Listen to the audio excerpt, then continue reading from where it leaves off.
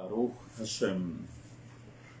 Bien, agradecemos al Boreolam, al Creador del mundo, bendito sea Él, que nuevamente nos favorece a los hijos de Israel con un nuevo Yom Shabbat.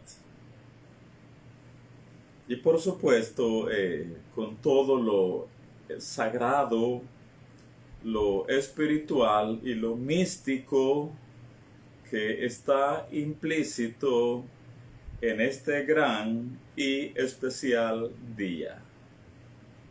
Así que Shabbat Shalom para todos. Que Hashem, que Hakadosh Baruch Hu, tenga para nosotros en este día sagrado todo lo bueno, el favor, la bondad, las buenas emanaciones, todo lo que tiene que ver con lo místico y lo sagrado y todo aquello que nos potencia, nos eleva espiritualmente, que el Eterno pueda dárnoslo de tal manera que nuestro Shabbat sea delicioso, dulce, como lo decimos siempre. Claro está que cada uno de nosotros debemos procurar santificar con todo nuestro corazón este día Kadosh, haciendo lo pertinente, lo relativo o lo que concierne o todo aquello que tiene que ver con dar honor al Shabbat del Eterno. Debemos hacerlo de todo corazón, tratando la manera de transgredirlo en las 39 reglas o 39 prohibiciones que no podemos realizar en este día sagrado. Así que de nuevo para todos, Shabbat Shalom. Y bueno, hoy es día 11 de marzo del año 2022. A la vez en el Luach Shana Ivri, en el calendario hebreo, la fecha judía de hoy es día 9 de Adar Sheni, día 9 del mes de Adar segundo, que es el mes número 13 en este año embolismal o año bisiesto 5782 de la creación del mundo. Este día es llamado en nuestra fe Shabbat Zahor. Shabbat Zahor. Este es el Shabbat del recordatorio. Claro está que en la parte puramente literal se nos dice acuérdate de lo que hizo Amalek o acuérdate de Amalek. En la siguiente sesión, Bezrat Hashem, estaremos hablando al respecto. Hoy por hoy dejamos la base que al Shabbat de hoy se le llama Shabbat Zahor, el Shabbat del recordatorio. Este día estaremos también aperturando el tercer Sefer Torah, el tercer rollo o el tercer pergamino de nuestra sagrada Torah. Nos referimos al Sefer Vaikra, el libro de Levítico, y lo haremos con la parashá número 24. Parashá que también se llama Vaikra, cuyo significado traducido a nuestra lengua en español, Vaikra significa y llamó. Y llamó. Ahora, el contexto de esta parashá número 24, dado que es la continuación de la anterior de Pekudei, la número 23, el contexto entonces de Vaikra es que este día de la parashá es día primero del mes primero. Nos referimos al mes de Nisan del año 2449 de la creación del mundo. El Mishkan, de acuerdo a nuestra parashá de hoy, el tabernáculo ya fue terminada su construcción. Moshe ya rindió cuentas en que invirtió toda la teruma.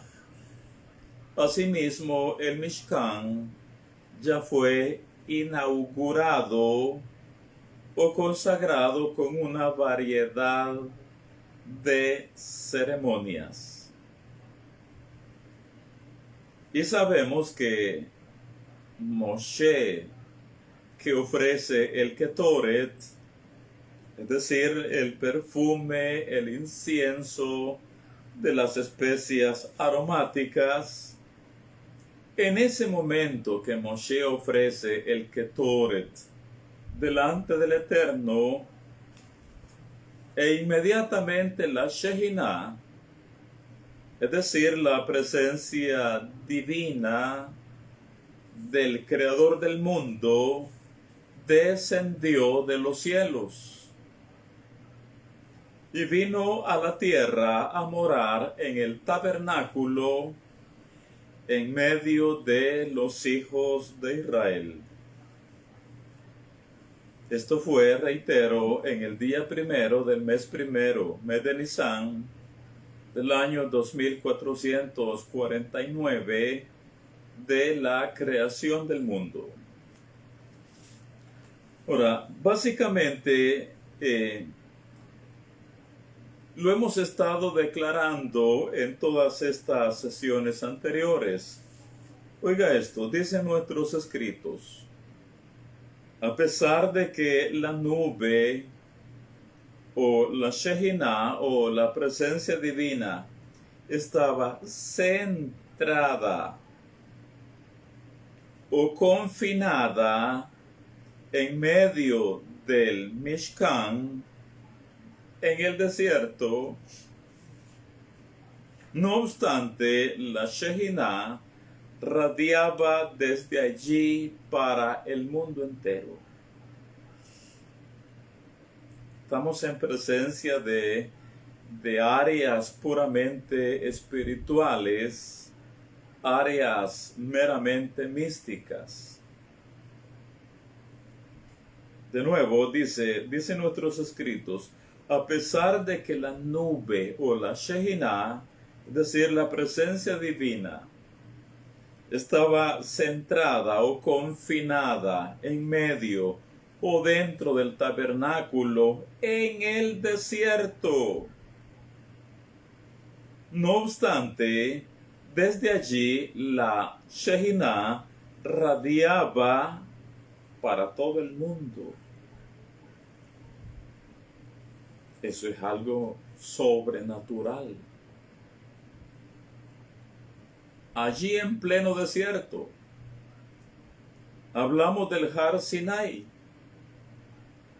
Allí estaba la Shehinah dentro del Mishkan especialmente, o específicamente dentro del Sanctam Sanctorum, o del Kodesh Kodashim, el lugar santísimo. Sin embargo, desde allí, desde ese punto específico del desierto, la Shehinah radiaba para el mundo entero.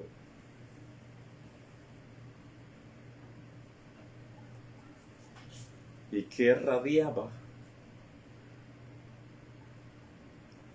de todo un poco en cuanto a bondades. Y solo para ser un poco más específico, una vez la Shejinah está en el Mishkan, ella irradia Gesed, sea bondad, para Israel en el desierto, pero también desde allí hay una radiación de bondad para las 70 naciones de la tierra. El mundo entero nos beneficiábamos en tanto que la Shejinah estaba en el Mishkan. Esto fue primero en el Mishkan y después en el templo.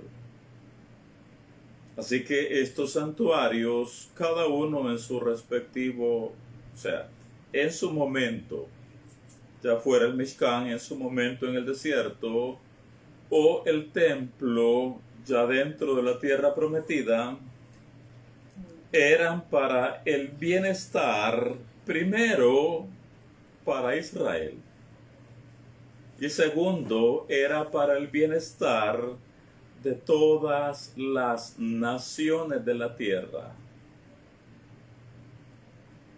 Por eso digo que el mundo entero estaba completamente beneficiado en todas las áreas, en tanto que la Shejinah moraba en el santuario sagrado.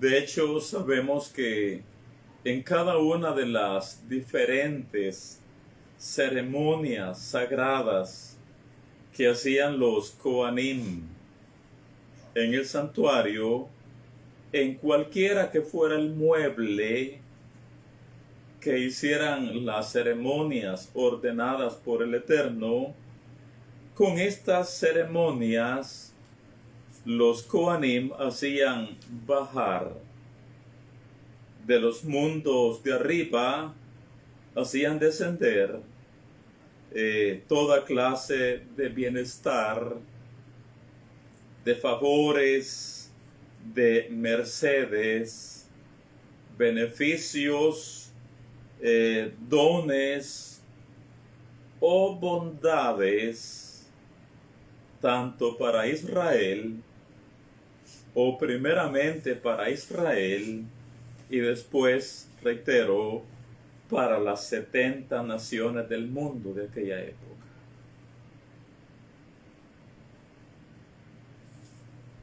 Solo les recuerdo algo muy específico, para que veamos que el santuario con la Shejinah era para el bienestar de todo el mundo.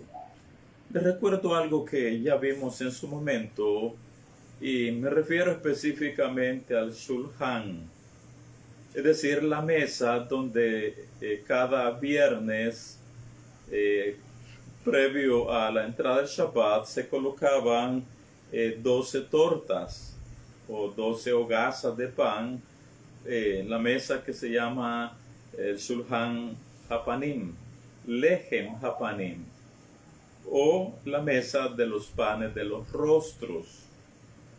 Dice, les recuerdo, dice en nuestros escritos, el Shulchan era el medio a través del cual la bendición de alimento fluía al mundo entero.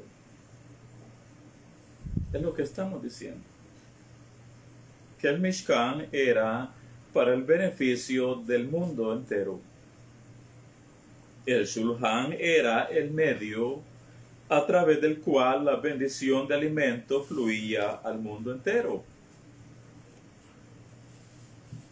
Mientras el Bet HaMikdash, ahora estamos con el templo, estaba en existencia, el Shulchan radiaba bendición para el alimento de la tierra entera.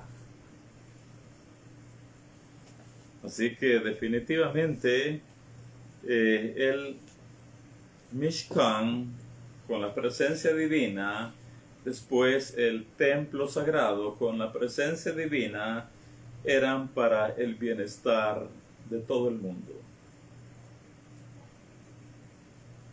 De acá que, y yéndome de una vez al segundo templo, que fue destruido por Tito y la guardia romana, cuando ellos derribaron el templo, le prendieron fuego, lo derribaron, ellos al final celebraron con mucha alegría esta conquista que habían hecho. Para ellos, el haber destruido el templo del Eterno en Jerusalén, para ellos eso fue un triunfo de guerra.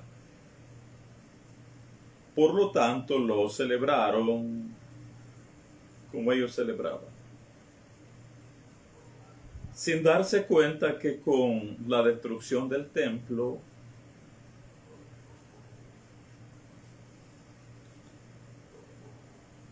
los romanos rompieron la cañería mística o cortaron el cable espiritual o el medio por el cual bajaba de arriba todo lo bueno al mundo de abajo. Eso es lo que sucedió con la destrucción del templo. Cortaron todo el flujo de bendiciones de arriba y dejaron de bajar al mundo de abajo.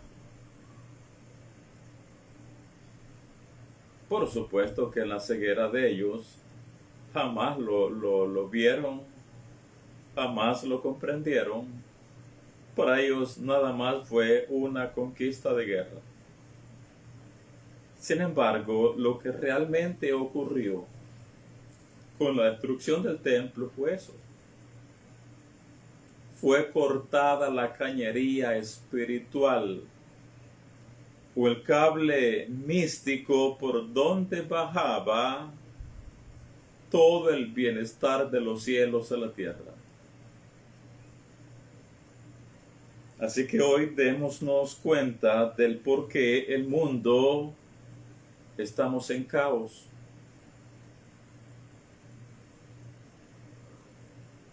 Y caos de toda índole es por la falta del templo. De hecho, el Zohar HaKadosh nos dice, y yo escuché cómo lo descifra el Zohar acerca de lo que estamos diciendo. Dice: obsérvese que desde el tiempo en que el templo fue destruido, no pasó un día sin sus maldiciones. Es lo que tenemos hoy, puro caos. Pues mientras el templo existía, Israel efectuaba el servicio divino, ofreciendo ofrendas de holocausto y otras ofrendas, mientras que la Shejiná en el templo revoloteaba sobre ellas como una madre se mueve entre sus hijos, y así todos los rostros se encendían y todos encontraban bendición a la vez arriba y abajo. Y aquí y no pasaba un día sin sus bendiciones y sus alegrías. Entonces Israel moró en seguridad en su país y todo el mundo fue aprovisionado merced a él. Pero ahora que el templo está destruido y la Shejiná está en el exilio con Israel, No hay un día que no traiga sus maldiciones. Y el mundo se encuentra bajo maldición y la tristeza reina en lo alto y abajo. Ese es el mundo que tenemos a causa de la ausencia del templo sagrado. No obstante, sí tenemos la promesa del Eterno. Dice, Hakadosh Baruj Hu, en el tiempo debido, levantará a Israel del polvo e infundirá alegría en el mundo. Claro está que esto será para los días del Mashiach, cuando el templo nuevamente sea reconstruido y por lo tanto ese mundo nuevamente con toda el cableado místico del cielo a la tierra o de la tierra al cielo, el mundo de ese tiempo será el Gan Edén sobre la tierra, porque habrá sido restaurada la línea de comunicación entre el cielo y la tierra. Así que hoy que es el día primero de Nisan, de acuerdo a nuestra parashá, día 1 del mes primero, mes de Nisan del año 2449 de la creación del mundo, y hoy que la Shehinah, después que Moshe ofreció el Ketoret o las especias aromáticas ante el Eterno, hoy que la Shehinah vino a morar al Mishkan, a partir de acá definitivamente con la presencia divina morando sobre el tabernáculo y de donde irradia Gesed para el mundo entero. Con toda seguridad, ese mundo era diferente de lo que es el mundo que ahora nosotros conocemos. Así que este día o este momento, cuando la Shehinah baja del cielo, sabemos de la Parashá Pekudé, la anterior, sabemos que Moshe no entró al tabernáculo. Por lo menos en ese momento él no entró y no lo hizo por respeto a la Shehinah, por dar honor, por dar honra a la Shehinah que ha venido para morar dentro del Mishkan. Y sí, Moshe entró hasta que Hashem, el rey, lo llamó.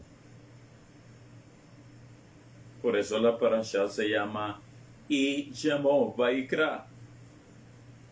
Hasta entonces Moshe Rabenu entró al Mishkan, hasta que Hashem, el rey, lo invitó a entrar. El Eterno lo llamó. Ahora, en todo esto, claro está que tenemos enseñanzas en todas las direcciones que van más allá del Pashat que leemos en nuestra Sagrada Torá.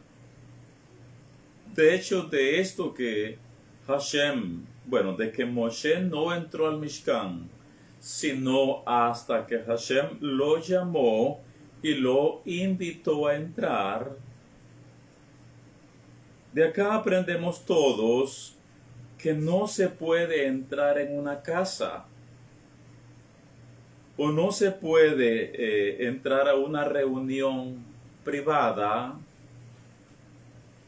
o a una fiesta si uno no ha sido invitado a entrar.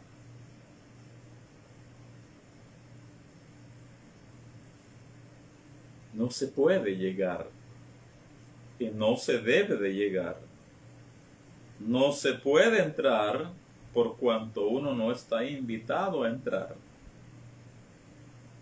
Y este mismo principio lo vemos cuando Noah construyó el arca.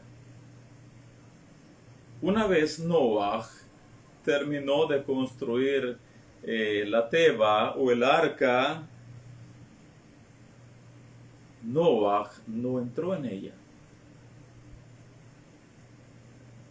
Él había construido, pero la había hecho por mandato del Eterno. Así que él que la termina y no entró en el arca.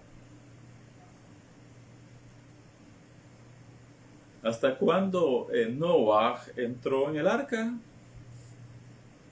Hasta que Hashem lo autorizó a hacerlo. Hasta que el Eterno le dijo, entra tú y toda tu casa en el arca.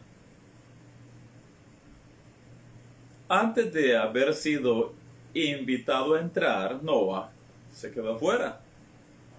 Pero cuando el Eterno le dice, entra tú y toda tu casa en el arca, ahora sí, el Creador del mundo lo ha invitado, lo llama y Noah ahora sí puede entrar en ella. De acá que, o de este hecho, de que el Eterno autorizó a Noah a entrar en el arca. Y en la parashá de hoy tenemos que Hashem llamó a entrar a Moshe en el Mishkan. De estos dos eventos, nuestras enseñanzas místicas nos llaman a nosotros a ser muy, pero muy cuidadosos acerca de a quienes dejamos entrar en nuestras casas.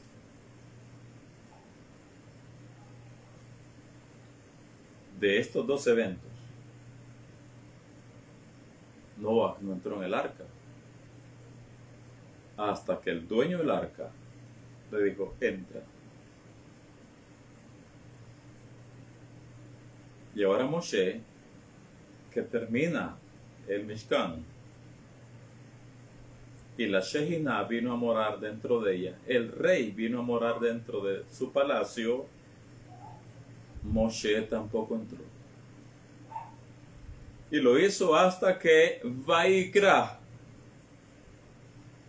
hasta que el Eterno lo llamó, lo invitó a entrar. Así que de estos dos eventos, nuestras enseñanzas místicas, reitero, nos dice que debemos ser muy, pero muy cuidadosos acerca de a quienes nosotros dejamos entrar en nuestras casas. Recuerde usted que nosotros, aparte de ser hombres y mujeres de carne y hueso, somos seres espirituales. Somos energía. Y hay algo interesante que nos dice el Zohar. Oiga este sol. Dice, el hogar es un imán para ambas fuerzas espirituales, las positivas y las negativas. Las gentes negativas que visitan nuestros hogares instilan energía dañina.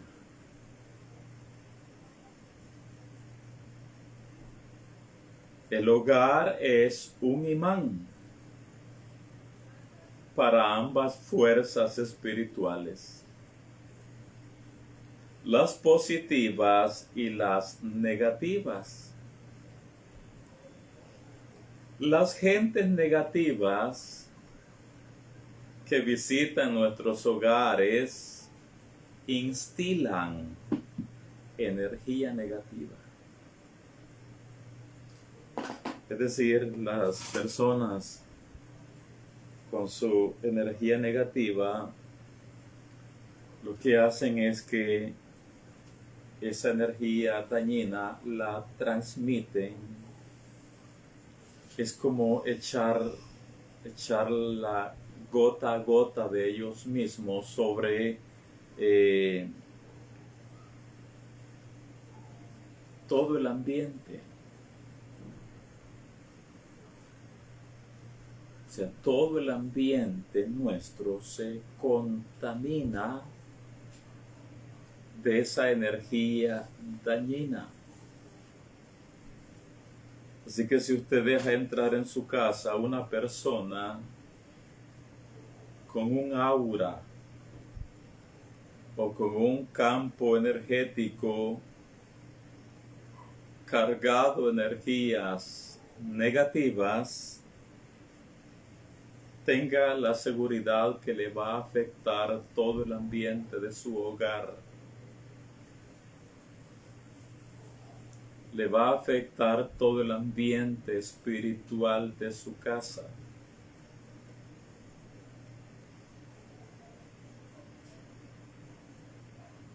De acá que a veces dentro de nuestros hogares, dentro de la casa o dentro de la familia, a veces se generan una serie de cosas no gratas.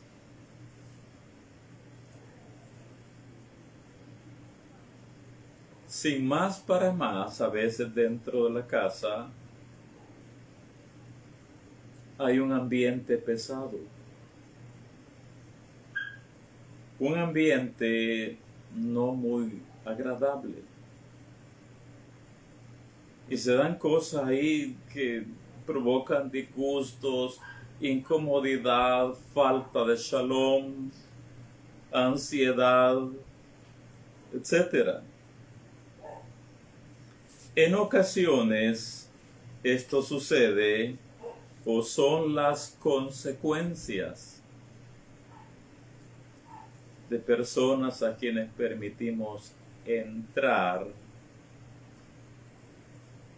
personas con energías dañinas, que son energías malas, que dejan esparcidas o diseminadas espiritualmente dentro de nuestras casas. Por eso es que el Zohar, hablamos del alma de la Torah, lo reitero una y después otra vez. Dice, el hogar es un imán para ambas fuerzas espirituales, las positivas y las negativas.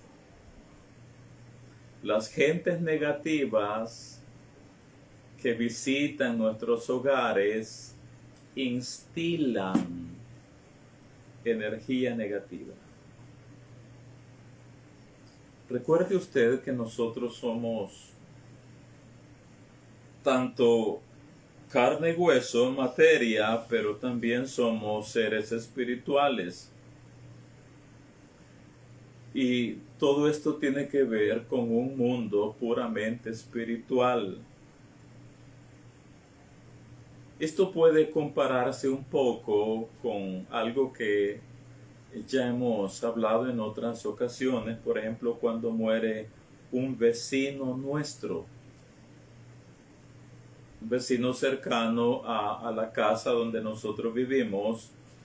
Sabemos que cuando muere un vecino, uno debe vaciar todas las aguas que hay en nuestros recipientes, pilas y más. debemos derramarlas, debemos vaciarlas. Y esto, aunque el muerto esté a unas cuantas casas distante de la nuestra. Hay que vaciar la pila y más. Y reitero, y aunque el muerto esté a unas cuantas casas distantes de la nuestra, a varios metros de la nuestra. Pero es que la tumá, o sea, la impureza y la energía espiritual tóxica viaja. Se expande o se disemina. Eso es lo que ocurre. Y es lo mismo con las personas con energía negativa a quienes dejamos entrar en nuestros hogares. Esa energía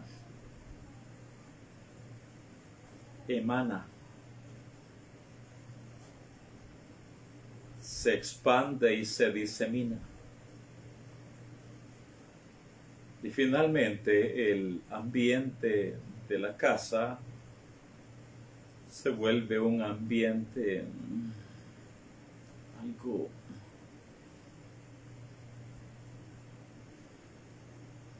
y a veces uno ni se dice, pero ¿y qué? ¿Por qué? ¿Por qué? Pero a veces se debe por personas cargadas de energías negativas a quienes dejamos entrar en nuestras casas. Así que por eso es que el Zohar HaKadosh y las enseñanzas de nuestra Sagrada Torah a nosotros nos sugieren, nos hacen o nos enseñan que debemos ser muy, pero muy cuidadosos acerca de quienes entran o a quienes dejamos entrar en nuestros hogares. Lo leo una vez más y fuera bueno que nos lo grabemos. Dice, el hogar es un imán para ambas fuerzas espirituales, las positivas y las negativas. Las gentes negativas que visitan nuestros hogares instilan energía dañina.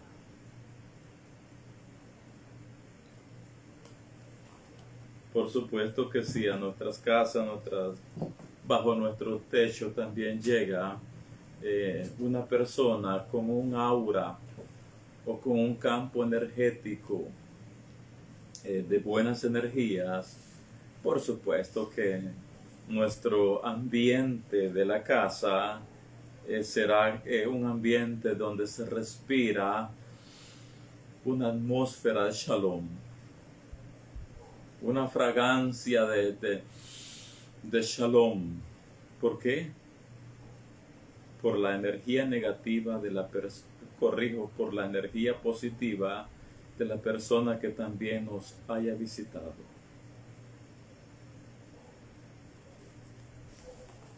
Ahora, la parashá entonces se llama y llamó.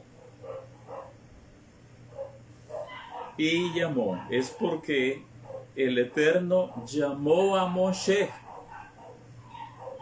a entrar en el Mishkan.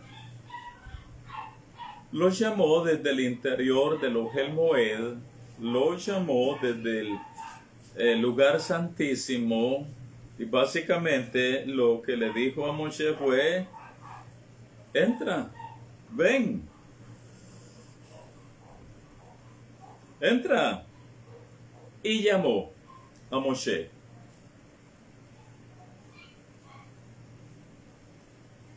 Lo invitó a entrar.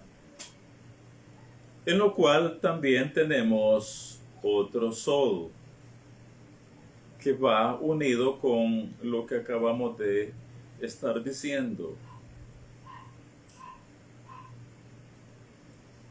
Oiga esto. A nuestras casas deben entrar, o nuestras relaciones personales deben ser principalmente con aquellos que tienen nuestra misma energía espiritual. Ese es el principio místico. A nuestras casas deben entrar, o nuestras relaciones personales deben ser principalmente con aquellos que tienen nuestra misma energía espiritual.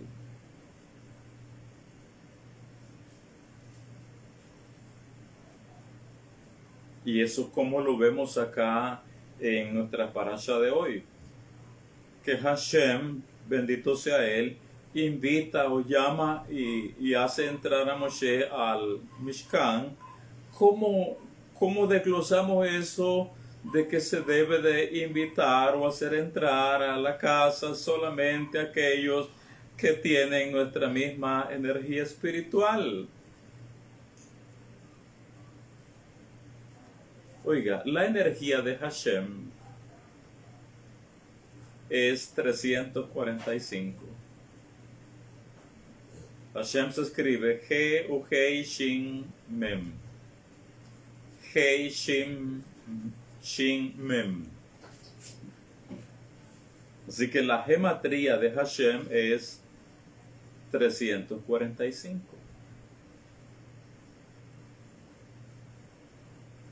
Y la energía de Moshe también es 345. Moshe se escribe Mem Shin Hei. Así que acá tenemos que Hashem, a quien invita a entrar a su casa, es aquel que posee su misma energía.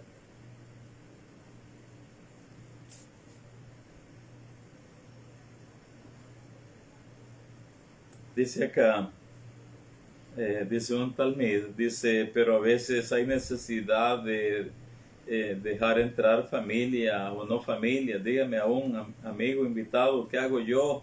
Que hay energía negativa y positiva, pero es mi gran amigo. Está bien, yo entiendo eso. Entiendo eso. Que son situaciones de la vida en donde a veces no hay para dónde. Pero, y aquí entra otra enseñanza, la mezuzá. Acuérdese que el guardián que está en la entrada de nuestra puerta, él es el que verifica la energía, no tanto la persona, el hombre o la mujer, sino la energía que ingresa a nuestras casas. Y sí, la energía de la mezuzá sí puede contrarrestar la energía negativa de nuestro visitante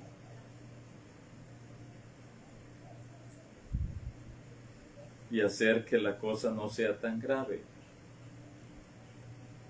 Entiendo eso. Pero cuando esté a nuestro alcance y sepamos el tipo de energía de la persona, tratemos la manera de ser un poco discretos o prudentes, etcétera. Alguna idea el cielo nos dará. Y si al caso por A o B no pudimos obviar el que a nuestra casa ingrese alguien con una energía negativa, pues hay que orar al Eterno también. Pero lo que las enseñanzas místicas sí nos dejan bien claro es que hay que tener esa conciencia que quienes ingresan a nuestras casas pueden tener o la energía dañina o positiva, y cualquiera que sea, esa influencia es la que va a dejar y se va a diseminar en nuestros hogares. Que el cielo nos ayude en todo. Así que cuando digo que Hashem invita a entrar a su amigo, a Moshe, invita a entrar a alguien que tiene su misma energía. Ya lo dije, la gematría de Hashem es 345. Y la gematría de Moshe es también 345. Así que Hakadosh Baruj Hu invita a entrar a su casa a Moshe, quien tiene su propia energía divina. De hecho, el nombre del Eterno, Hashem, y de Moshe son las mismas 3 letras hebreas. Las mismas. Por lo tanto, la misma gematría. Ahora, ya dentro del Mishkan,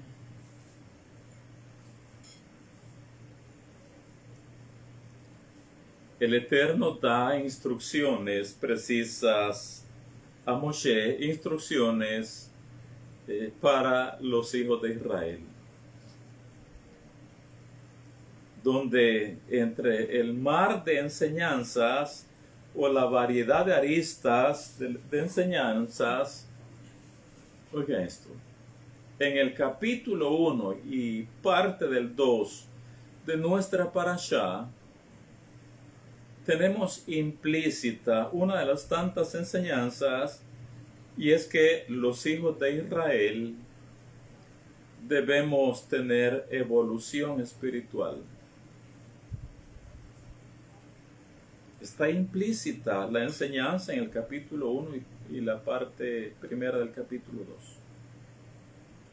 Los hijos de Israel debemos tener evolución espiritual. Es decir, cada hijo e hija de Israel debemos tener desarrollo. Debemos ir experimentando constantemente transformaciones.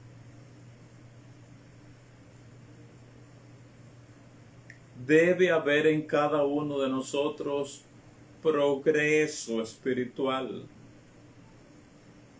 crecimiento, cambios.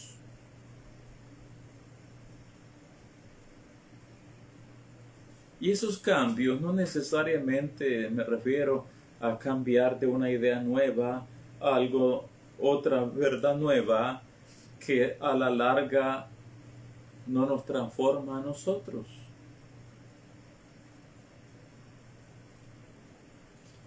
Todo hijo de Israel debemos tener evolución espiritual, avance, ir cada vez más, ir constantemente de menos a más,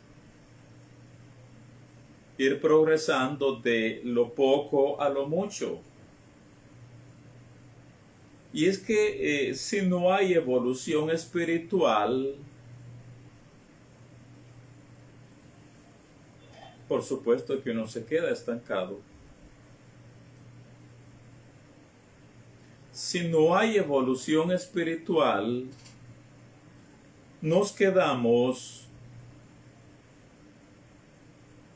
rezagados. Nos perdemos y nos privamos de las riquezas y de los tesoros, de los manjares, y nos privamos de los grandes propósitos del Eterno que Él pudiera tener para nosotros. Nos quedamos rezagados.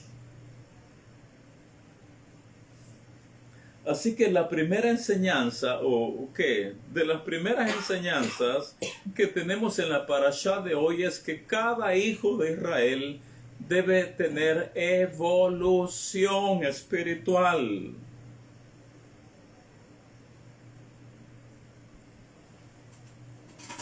¿Y eso dónde lo vemos? Abramos la parashá. Capítulo 1, Sefer Vaikra.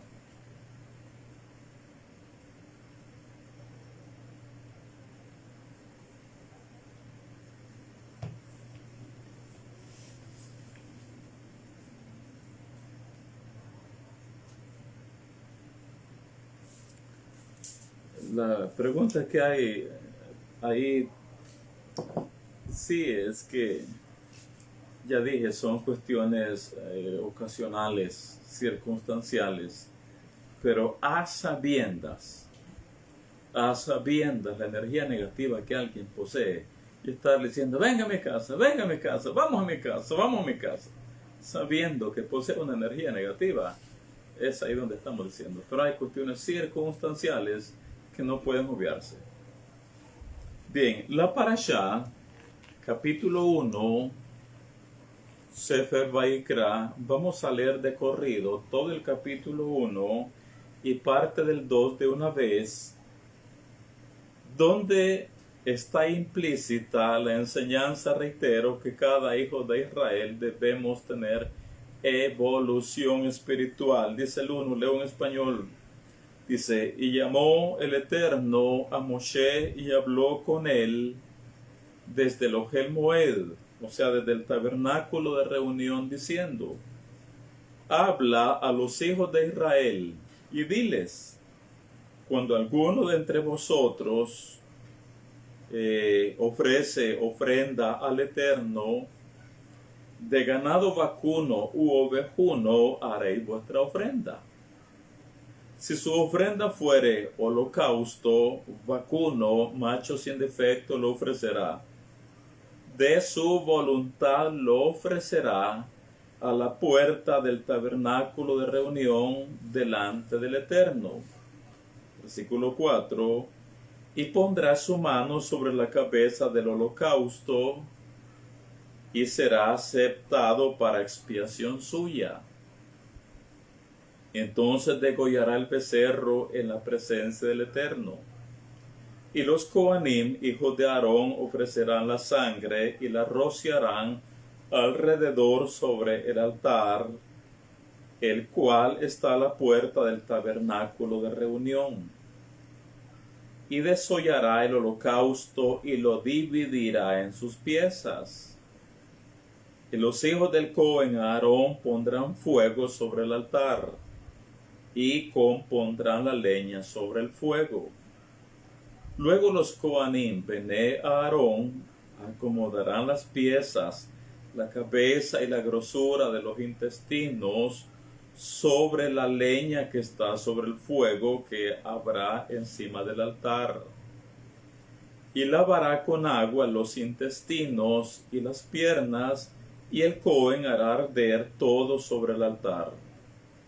Holocausto es ofrenda encendida de olor grato para el Eterno. Reach Nihoach Ladonai. Si su ofrenda para holocausto fuere del rebaño de las ovejas o de las cabras, macho sin defecto lo ofrecerá.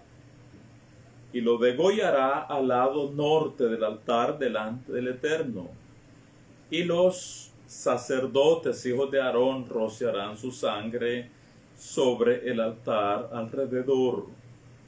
Lo dividirá en sus piezas con su cabeza y la grosura de los intestinos. Y el Cohen las acomodará sobre la leña que está sobre el fuego que habrá encima del altar. Y lavará las entrañas y las piernas con agua, y el Cohen lo ofrecerá todo y lo hará arder sobre el altar. Holocausto es ofrenda encendida, olor grato para el Eterno. Reach Nihoach Ladonai. Si la ofrenda para el Eterno fuere holocausto de aves, presentará su ofrenda de tórtolas o de palominos. Y el Cohen la ofrecerá sobre el altar y le quitará la cabeza y hará que arda en el altar y su sangre será exprimida sobre la pared del altar. Y le quitará el buche y las plumas, lo cual echará junto al altar, hacia el oriente, en el lugar de las cenizas. Y la henderá por sus alas, pero no la dividirá en dos. Y el Cohen la hará arder sobre el altar, sobre la leña que estará en el fuego. Holocausto es ofrenda encendida de olor grato para el Eterno. Reach Nihoach la Adonai. Capítulo 2.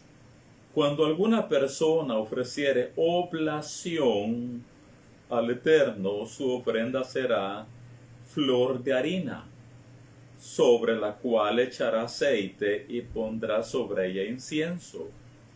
Y la traerá a los Coanim, hijos de Aarón, y de ello tomará el Cohen su puño lleno de la flor de harina y del aceite con todo el incienso, y lo hará arder sobre el altar para memorial. Ofrenda encendida es de olor grato al Eterno. Y lo que resta de la ofrenda será de Aarón y de sus hijos. Es cosa santísima de las ofrendas que se queman para el Eterno. Cuando ofreciere ofrenda cocida en horno, será de torta de flor de harina sin levadura, amasada con aceite, y hojaldres sin levadura untadas con aceite. Mas si su ofrenda fuere de sartén, ¿dónde voy? Será de flor de harina sin levadura, amasada con aceite, la cual partirás en piezas y echarás sobre ella aceite. Es ofrenda. Si ofrecieres ofrenda cocida en cazuela, se hará de flor de harina con aceite. Y traerás al Eterno la ofrenda que se hará de estas cosas, y la presentarás al Cohen, el cual la llevará al altar. Y tomará el Cohen de aquella ofrenda lo que sea para su memorial, y lo hará arder sobre el altar, ofrenda encendida de olor grato al Eterno. Y lo que resta de la ofrenda será de Aarón y de sus hijos. Es cosa santísima de las ofrendas que se queman para el Eterno. Así que en su sentido puramente literal,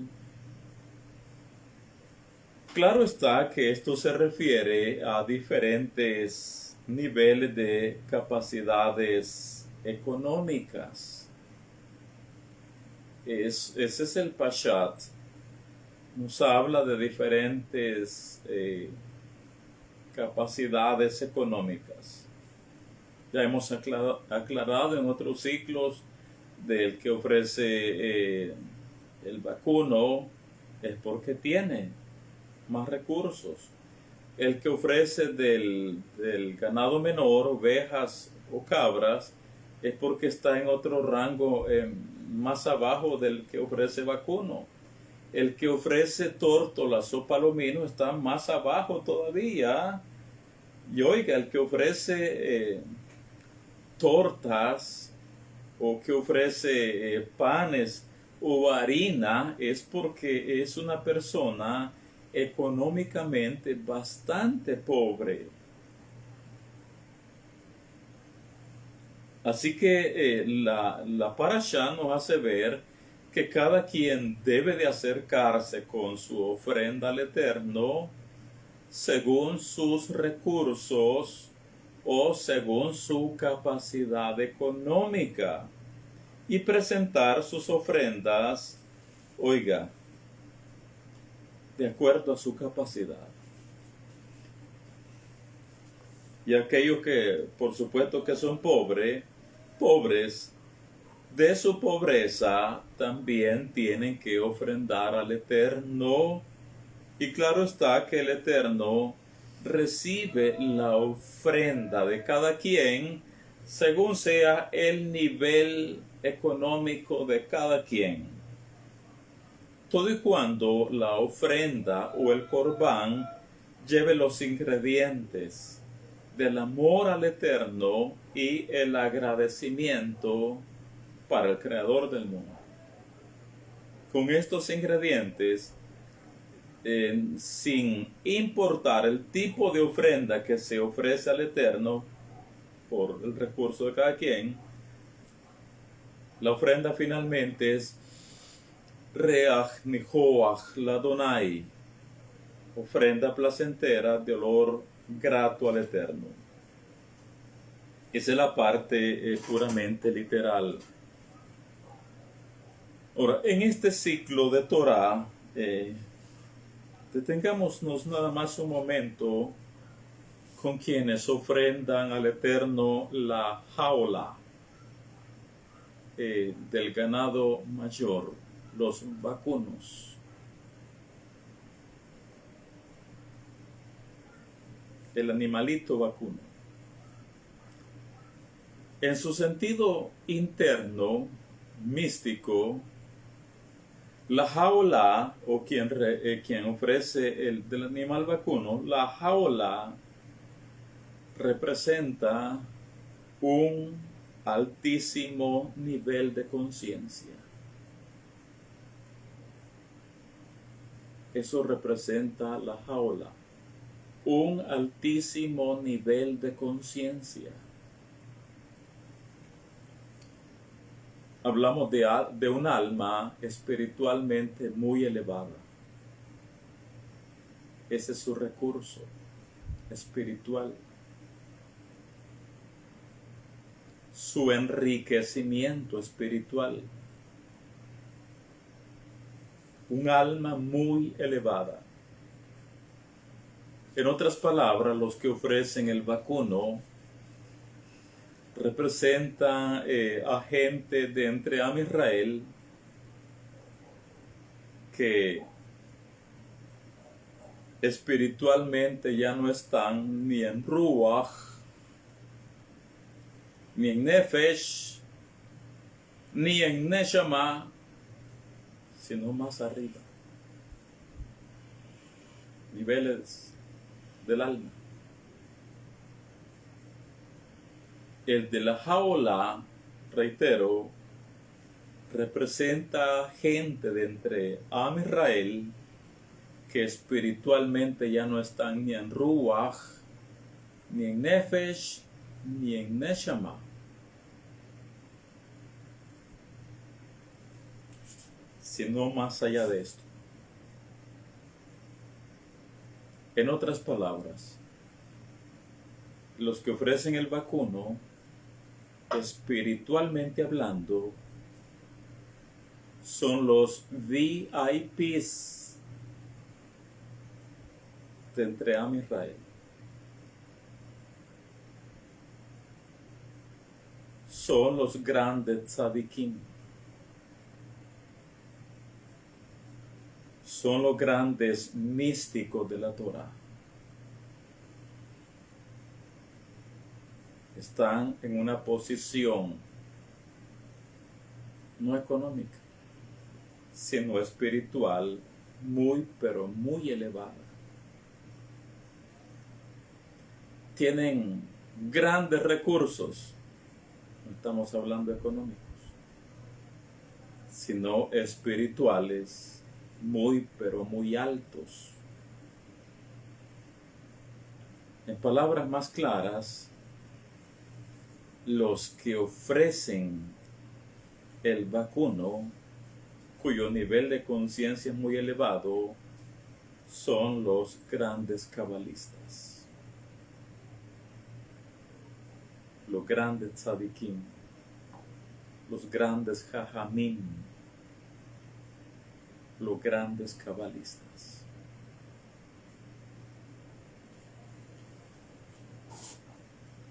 Ahora, ¿cuánto decimos que en este capítulo 1 y hasta donde hemos leído del capítulo 2, los niveles que vemos,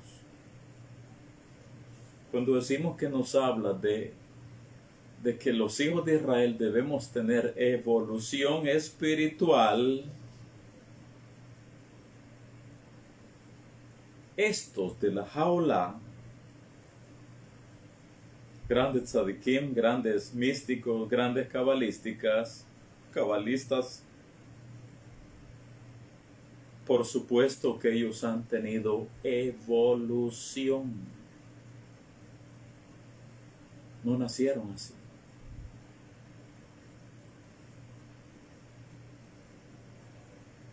Es como, solo por ilustrarlo un poco en términos naturales.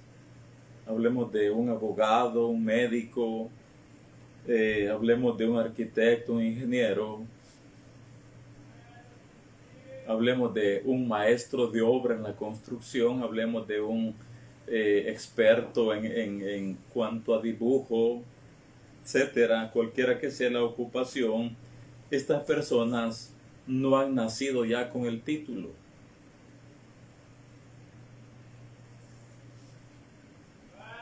No nacieron con un título. Pero si ahora tienen u ostentan un título o una profesión o una capacidad en cualquier área de la vida, es porque ellos han tenido evolución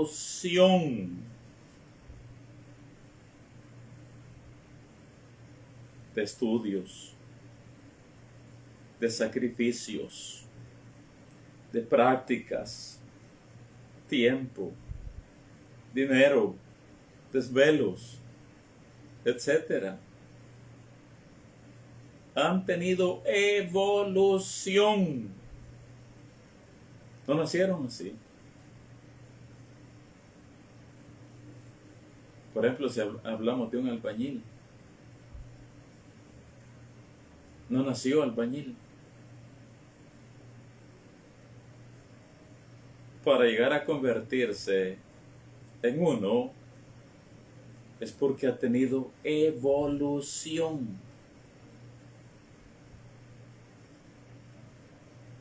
Yo admiro mucho a estos hombres que manejan, que conducen grandes trailers, furgones. Yo los admiro mucho.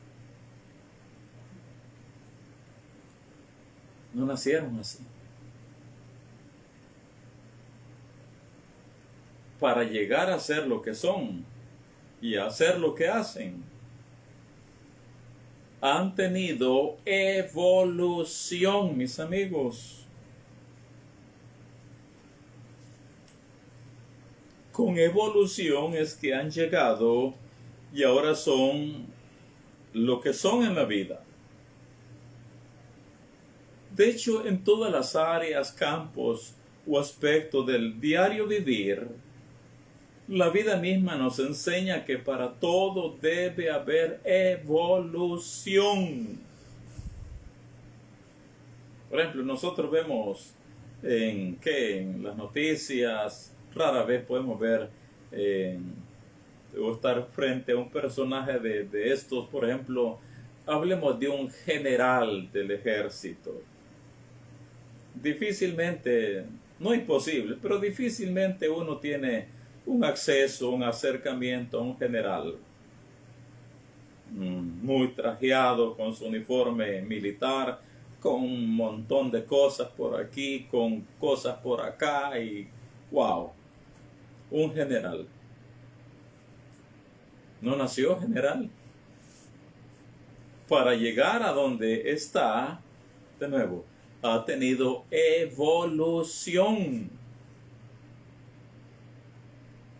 Por supuesto que fue a la escuela militar y ahí comenzó como reclutilla, cadete de primer año, después cadete de segundo año, cadete de tercer año, cadete de cuarto año. Finalmente logró y se graduó de subteniente.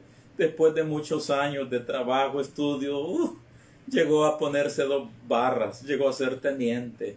Después de varios años de sacrificio, trabajo, disciplina, llegó a ser capitán.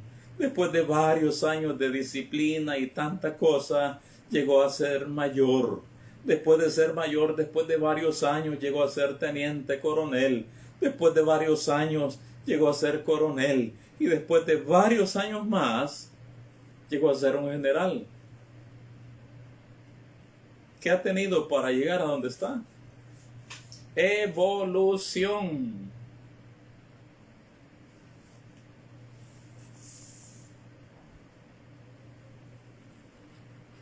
Así que los diferentes korbanot de los que nos enseña la Parashá Vaikra de hoy,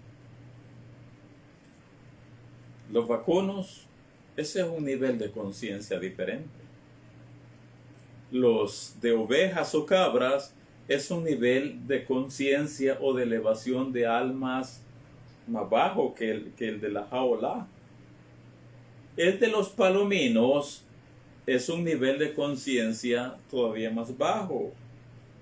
El de las ofrendas de tortas, los de las ofrendas de harinas,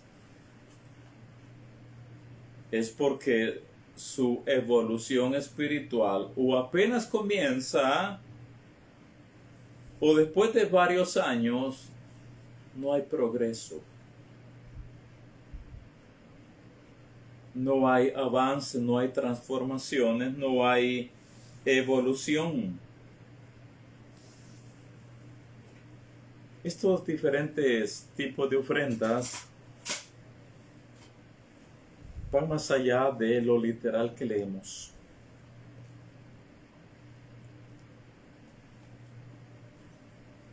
Nos enseñan que los hijos de Israel debemos experimentar constantemente evolución espiritual.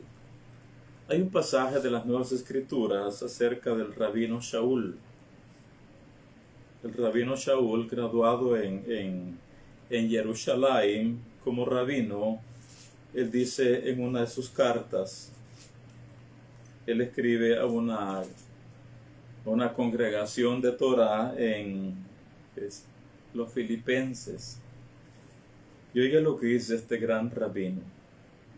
Él está claro que en la vida espiritual se requiere evolución. Dice en el capítulo 3 y versículo 12, no que lo haya alcanzado ya, ni que ya sea perfecto, sino que prosigo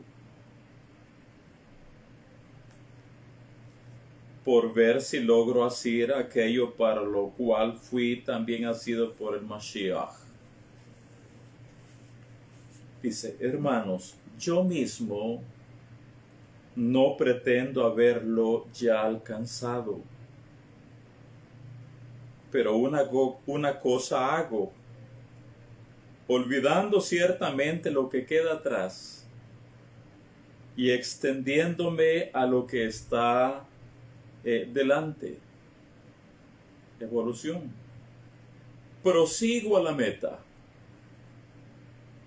al premio del supremo llamamiento del Eterno en el Mashiach. ¿De qué nos está hablando ahí el Rab Shaul? Evolución espiritual. Quiero que cerremos esta sesión con la última enseñanza. Hablemos acerca de la sal en la halá del Shabbat. La sal en la halá del Shabbat.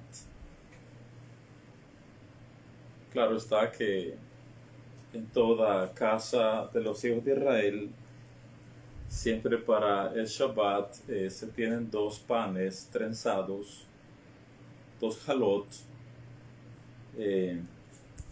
Aquellos que viven en otros países y tienen cercano a sus hogares alguna venta de artículos judíos, restaurantes judíos, pues se ven beneficiados porque en ciertos lugares ya está solo de ir a traer la halá ya lista. Son grandes supermercados judíos y los días viernes por la tarde andan las familias haciendo las compras para el Shabbat no preparan la jalá, pero ya solo a traerla van a los supermercados judíos.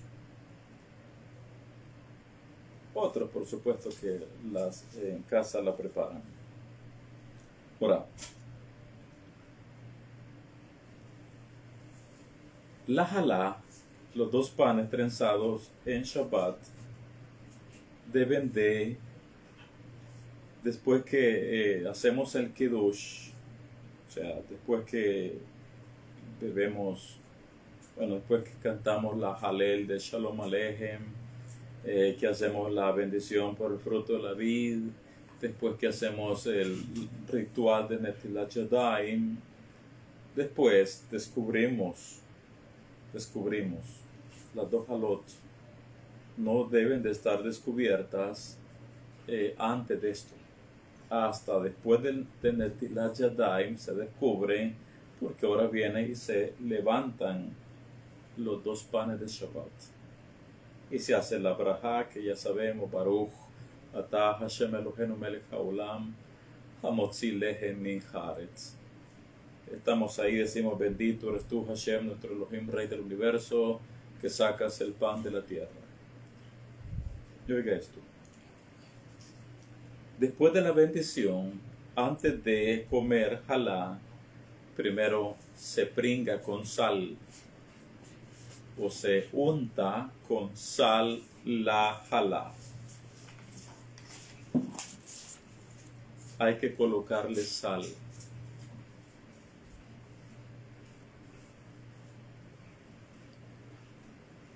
Esto es bastante amplio y místico a la vez. De hecho, en esta sesión yo solo tocaré un poco al respecto del por qué en la jalá o la jalá debe ser pringada o untada con sal. Es muy amplio. De hecho, en la siguiente sesión, Bezrat Hashem, voy a tomar unos 20-25 minutos para ampliar un poco sobre el por qué la sal en el pan de Shabbat, y en los siguientes ciclos, en las siguientes enseñanzas, estaremos desarrollando y ampliando más el por qué la sal en la jalá de Shabbat. Ahora, oiga este escrito, que en la siguiente sesión lo vamos a retomar. Dice un libro judío que se llama El Porqué. Dice una pregunta: ¿por qué la jalá se unta en sal antes de comerla? Dice, en la tradición judía, la mesa es como un altar. El Talmud dice, la mesa de una persona es como el altar que otorga expiación. La sal se usaba con todos los sacrificios que se llevaban al altar en los tiempos del templo. Y la costumbre de untar el pan, o sea, la jalá del Shabbat, en sal, se desarrolló como un recuerdo del sistema de sacrificios. Eso es, en parte, no es la única enseñanza. Lo leo de nuevo. ¿Por qué la jalá se unta en sal antes de comerla? En la tradición judía, la mesa es como un altar. El Talmud dice, la mesa de una persona es como el altar que otorga expiación. La sal se usaba con todos los sacrificios que se llevaban al altar en los tiempos del templo y antes del templo, el Mishkan. Y la costumbre de untar el pan en sal se desarrolló como un recuerdo del sistema de sacrificios. La base de lo que estamos diciendo está en la parashá de hoy. En Vaikra, nuestra parashá número 24. Nos dice el versículo 13, 2:13. Y sazonarás con sal toda ofrenda que presentes, y no harás que falte jamás de tu ofrenda la sal del pacto de tu Elohim. En toda ofrenda tuya ofrecerás sal. Es nuestra parashá de hoy. Vaikra, parashá 24, capítulo 2, versículo 13, lo leo. Y sazonarás con sal toda ofrenda que presentes, y no harás que falte jamás de tu ofrenda la sal del pacto de tu Elohim. En toda ofrenda tuya ofrecerás sal.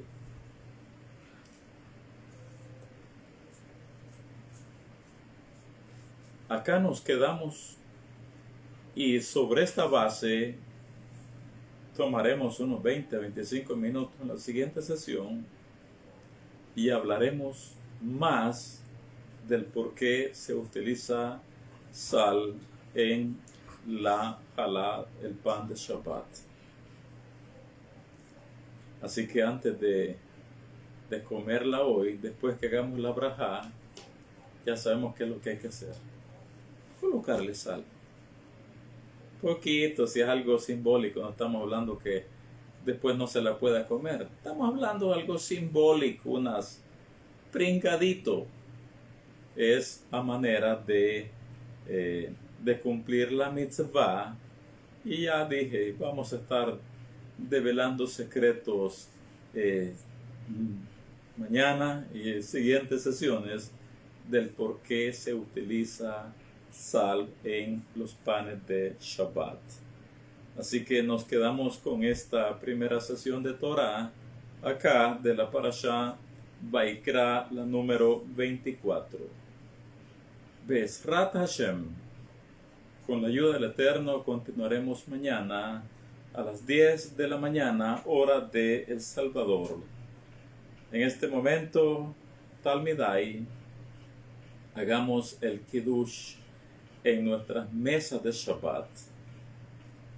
Hagamos el Kiddush con todo nuestro corazón y hagamos esa conexión con los mundos espirituales.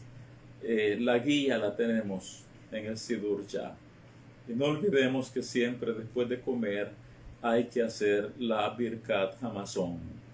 Así que hagámoslo todo en honor del Shabbat. Shabbat Shalom para todos. Y buen provecho. Shabbat Shalom.